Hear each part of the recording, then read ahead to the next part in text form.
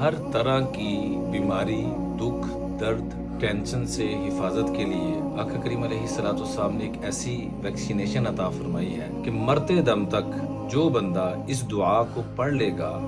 مثال کے طور پر کینسر کے مریض کو دیکھا اور دیکھ کر یہ دعا پڑھ لی، کسی کا مالی اعتبار سے نقصان ہوا اور وہ ہیرو تھا زیرو بن گیا، آسمانوں سے زمینوں پہ آ گیا، دیکھ کر دعا پڑھ لی، اللہ کے محبوب علیہ الصلوۃ والسلام کا وعدہ ہے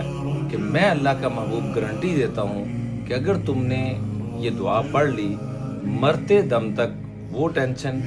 وہ بیماری، وہ مصیبت تمہارے تک نہ پہنچ سکے گی۔ اس سے درخواست ہے کہ اس دعا کو ضرور یاد کیا جائے اور اس کو پڑھا جائے۔ جب بھی کسی ٹینشن میں کسی کو دیکھیں، کسی بھی بیماری میں دیکھیں، کسی بھی پریشانی میں دیکھیں تو اس دعا کا ضرور اہتمام کریں۔ الحمدللہ الذی عافانی مما ابتلاک بہ وفضلنی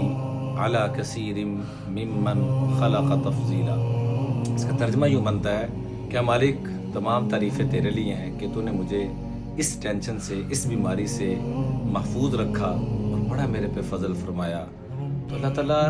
یہ سن کر اتنا خوش ہوتے ہیں کہ میرے بندے تو میرا شکر ادا کر رہا ہے، جا تجھے ہمیشہ ہمیشہ کے لیے اس بیماری سے محفوظ کر۔